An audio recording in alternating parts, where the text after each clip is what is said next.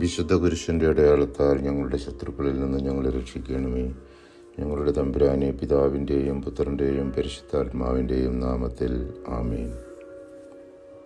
അശുദ്ധികളിൽ നിന്നകന്ന് ദൈവത്തിന് കൃതജ്ഞതാസ്തോത്രം ചെയ്ത് സ്വർഗരാജ്യത്തിന് അവകാശികളാകുവിൻ എന്ന് ആഹ്വാനം ചെയ്യുന്ന വേദഭാഗമാണ് വിശുദ്ധ പൗലോസ് എഫേസോസുകാർക്ക് എഴുതിയ ലേഖനം 5-ാം അധ്യായം 2 മുതൽ 5 വരെയുള്ള തിരുവചനങ്ങൾ.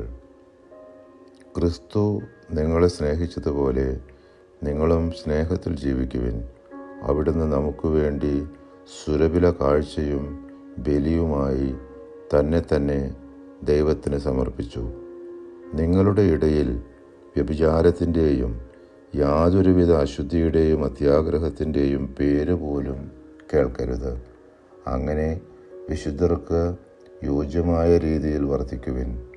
മ്ലേച്ഛതയും വ്യർത്ഥഭാഷണവും ചാബല്യവും നമുക്ക് യോജിച്ചതല്ല.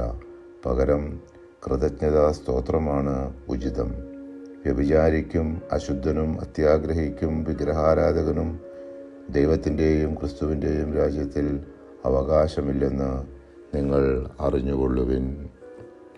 നമ്മുടെ പാപാവസ്ഥകളാൽ ഉണ്ടായിക്കൊണ്ടിരിക്കുന്ന ദൈവകോപം ശമിപ്പിക്കുന്നതിന് നമ്മുടെ കർത്താവിൻ്റെ പാടുവീഴുകളെ ഓർത്ത് നമുക്ക് ധ്യാനിക്കാം.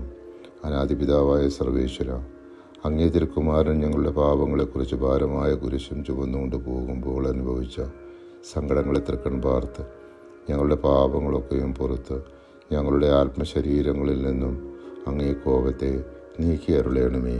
ആമേൻ.